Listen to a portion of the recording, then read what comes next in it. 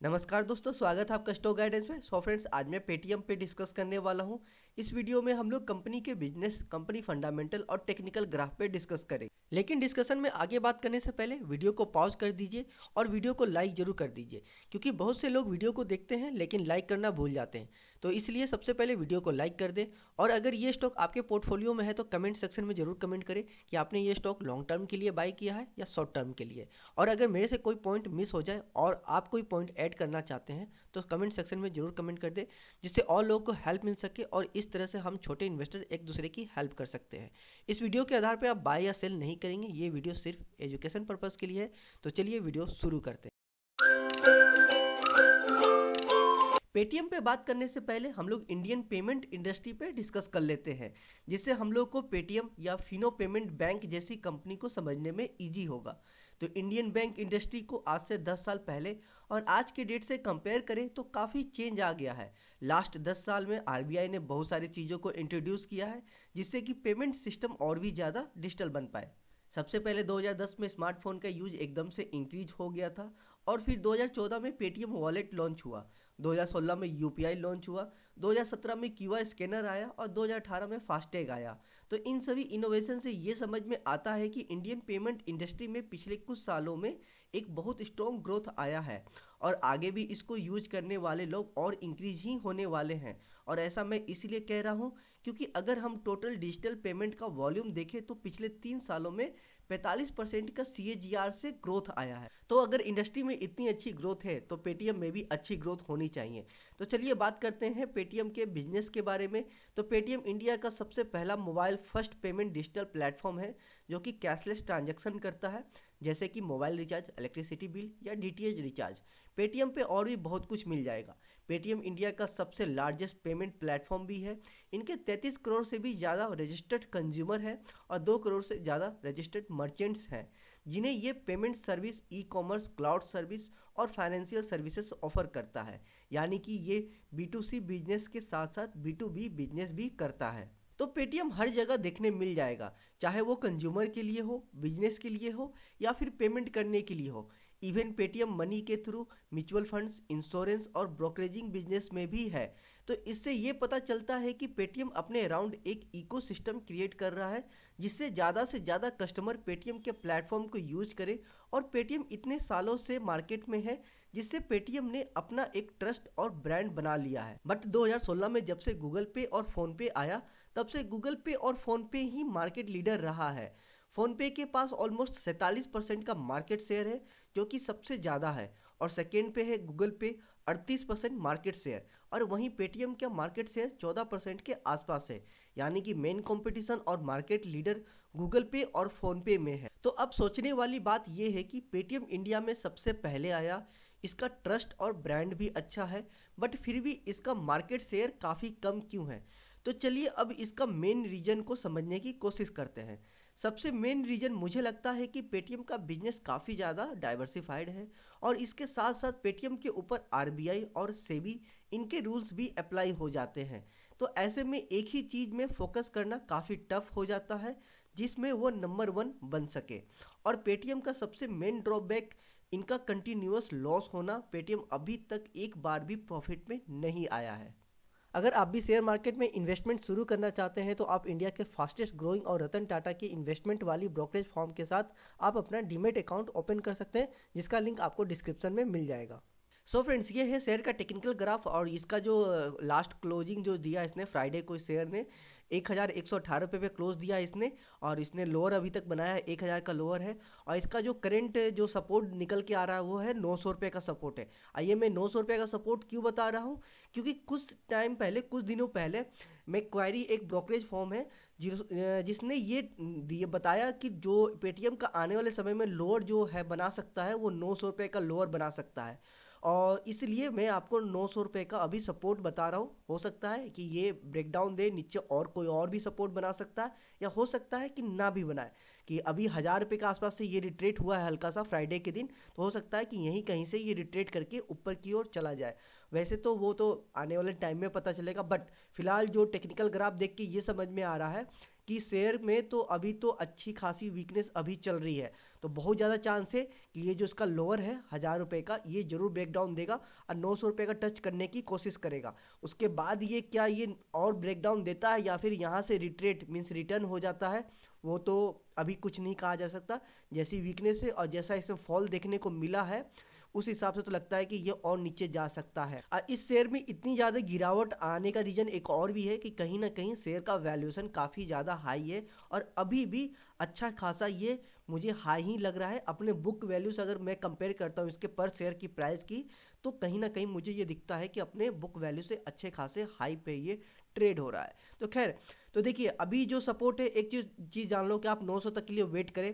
कहीं ना कहीं बहुत ज़्यादा वीकनेस है, इसका फीडबैक ख़राब है, तो और जैसा ये अभी तक इसने अब तक ये शो किया अपने आप को, तो अच्छी खासी ये नीचे की ओर आ रहा है। तो कहीं ना कहीं मुझे लगता है कि ये 1000 को जरूर ये ब्रेक डाउन देगा। 900 या फिर समझ लो आपकी, अगर आपको किसी को न्यू एंट्री करनी है या फिर किसी को एवरेज करनी है, मैं तो कहूँगा एवरेज बिल्कुल ना करें। जो एवरेज करने की सोच रहे हैं मैं कहूँगा उनके लिए कि आप एवरेज ना करें। अगर आपको एवरेज करना है तो 900 रुपये पे ही एवरेज करिएगा, 1000 के नीचे एवरेज करने की सोचिएगा या फिर ना ही करिएगा। अगर किसी को न्यू एंट्री करनी है तो उनके लिए मैं कहूँगा कि 1000 के नीचे आने दीजिए, एक डीप आने दीजिए 900 के इस रेंज में, 1000 से 900 के रेंज में आ जाए, देन आप यहाँ पे न्यू एंट्री करिएगा। और इकट्ठे पूरे पैसे मत लाइएगा, पैसे बचा के रखिएगा, इनकेस अगर ब्रेकडाउन देता है तो नीचे एवरेज करने के लिए आपके पास पैसे हो।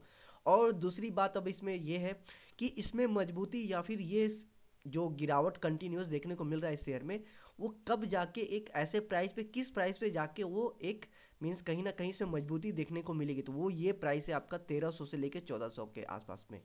इस रेंज में अगर ये आके काफ़ी समय तक ये होल्ड करता है अपने आप को, देन इसमें मजबूती आपको देखने को मिलेगी और यहाँ से ये रिट्रेट करने की पूरी कोशिश करें। सो फ्रेंड्स, फाइनली मैं यही कहूँगा कि एवरेज करने वाले अभी इससे दूर रहें। अभी एवरेज करने वाले बिल्कुल भी ना सोचें इसे एवरेज करने की। अगर एवरेज फिर भी आपको करनी है तो आप बहुत छोटे क्वांटिटी पे एवरेज करिएगा। मैं आपको बता दूं, 1 2 3 पीस बहुत छोटे क्वांटिटी पे एवरेज करिएगा। हाँ, अगर किसी को न्यू एंट्री करनी है तो उनके लिए मैं पहले ही बता दिया हूँ कि 1000 रुपये से 900 इस रेंज में आएगा तो देन आप न्यू एंट्री कर सकते हैं। शेयर होल्डिंग पैटर्न की बात करें तो प्रमोटर होल्डिंग यहाँ पे जीरो है। म्यूचुअल फंड यहाँ पे कुछ खास नहीं खरीदारी नहीं की है। डीआई ने भी कुछ नहीं की है। एफआई ने कुछ खरीदारी कर रखी है 10.37% का। वही अगर रिटेल एंड अदर इन्वेस्टर को देखो तो 88.80% की खरीदारी की है। तो देख सकते हैं यहाँ पे जो भी पोजीशन है, जो स्ट्रॉन्ग पोजीशन है, सारा हिस्सा इनके रिटेल एंड अदर इन्वेस्टर के पास है और एफआई के पास कुछ है। तो प्रमोटर बिल्कुल यहाँ पे जीरो है। कम से कम यहाँ पे कुछ तो होना चाहिए, 40% ना हो तो कम से कम 20% होनी तो चाहिए, बट यहाँ पे पूरी तरह से जीरो है। तो प्रमोटर होल्डिंग मेरे हिसाब से प्रमोटर होल्डिंग या फिर शेयर होल्डिंग पैटर्न अगर की बात करें तो यहाँ पे बिल्कुल भी स्टेबल नहीं है। कंपनी का इनिशियल रेशियो अगर देखते हैं तो मार्केट कैप देखें तो 72,516 करोड़ का मार्केट कैप है। यहाँ पे शो नहीं कर रहा। बुक वैल्यू अगर देखें तो 89.7 रुपीज़ है। वही डिविडेंड देखें तो यहाँ पे जीरो शो कर रहा है। ROCE देखें तो -20% शो कर रहा है समथिंग। वही ROE की बात करें तो -22.8% की आपका माइनस में चल रहा है ROE। फेस वैल्यू देखें तो एक है, मीन्स आगे इसमें कुछ भी स्प्लिट देखने को नहीं मिलेगा। वहीं प्राइस टू बुक वैल्यू देखें तो 12.5 है। तो अब अगर कंपेयर करते हैं बुक वैल्यू से प्राइस टू बुक वैल्यू को, इन दोनों को कंपेयर करते हैं तो देखिए पर शेयर का जो प्राइस है बुक वैल्यू से 12.5 गुना ज़्यादा है। मीन्स कहीं ना कहीं पे यहाँ पे वैल्यूएशन अभी भी हाई देखने को मिल रहा है। कैश की बात करें तो 2392 करोड़ का कैश है। वही अगर डेट देखते तो 356 करोड़ का डेट है। तो कैश कंपनी के पास ठीक ठाक है, अच्छा खासा है। वहीं डेट कंपनी पे कम है, जो कि एक अच्छी बात यहाँ पे इस कंपनी में देखने को मिल रही है। ईपीएस की बात करें तो -280 रुपये है। सेल्स ग्रोथ -14% है। वही प्रॉफिट ग्रोथ की बात करें तो 34.5% है। तो यहाँ पे देखिए जो सबसे अच्छी बात देखने को मिल रही है वो ये है कि कंपनी के पास कैश अच्छा खासा है और 2392 करोड़ का कैश है और डेट कंपनी पे काफ़ी कम है, जो कि ये एक अच्छी बात है। और जो सबसे एक प्रॉब्लम जो कि बिल्कुल भी सही नहीं है वो यहाँ पे ये चीज़ देखिए कि सेल्स ग्रोथ यहाँ पर माइनस में चल रहा है। और दूसरा चीज़ ये कि कहीं ना कहीं वैल्यूएशन काफ़ी हाई है। कंपनी का profit and loss statement file देखते हैं तो सेल्स अगर देखें तो पिछले 5 साल में कंपनी का सेल्स इंक्रीज होता हुआ देखने को मिल रहा है ईयर ऑन ईयर बेसिस पे, जो कि एक अच्छी बात है। वही ऑपरेटिंग प्रॉफिट देखते हैं तो पिछले 5 साल में कंपनी को ऑपरेटिंग प्रॉफिट में कुछ भी नहीं आया, कंटिन्यूअस माइनस में चल रही है, नेगेटिव है।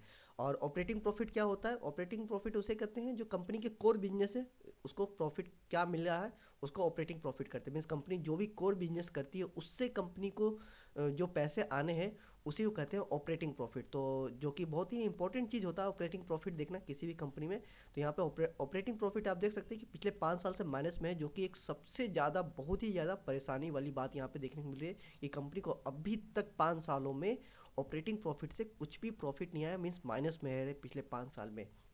वही कंपनी का अदर इनकम देखते हैं तो अदर इनकम कुछ खास नहीं है। आपका 2020 में तो माइनस में चला गया था, बट फिर से ये रिकवर होते हुए ऊपर की ओर निकल के आ गया 2021 में, जो कि 356 करोड़ के आसपास है। तो अदर इनकम कुछ यहाँ पे कुछ खास नहीं है कंपनी का। वही फाइनली नेट प्रॉफिट की बात करते हैं। तो नेट प्रॉफिट देखें तो पिछले 5 साल से कंपनी माइनस में चल रही है, जो कि बहुत ही परेशानी की बात है। और सीधी सी बात है, कंपनी को ऑपरेटिंग प्रॉफिट आया ही नहीं है, माइनस में चल रही है पिछले 5 साल से, तो कंपनी का नेट प्रॉफिट कैसे इंक्रीज होगा? क्योंकि ऑपरेटिंग प्रॉफिट तो वही है कंपनी का कोर बिजनेस, कंपनी क्या सेल की है उससे कंपनी क्या बनाई है, वही तो आपका ऑपरेटिंग प्रॉफिट है और वही आपका नेट प्रॉफिट निकल के आता है। तो इसलिए ऑपरेटिंग प्रॉफिट कुछ ना होने की वजह से, माइनस में होने की वजह से ही ये आपका माइनस होने की वजह से ही कंपनी का नेट प्रॉफिट भी माइनस में है, जो कि सबसे ज़्यादा परेशानी की बात देखने को मिल रही है इस कंपनी में। कंपनी का बैलेंस शीट अगर देखते हैं तो शेयर कैपिटल देखें तो शेयर कैपिटल भी यहाँ per year on year basis पे इंक्रीज होता हुआ देखने को मिल रहा है, जो कि एक बहुत ही परेशानी की बात है। क्योंकि शेयर कैपिटल का इंक्रीज होना मतलब कि कंपनी पे एक तरह से कर्ज को होना है।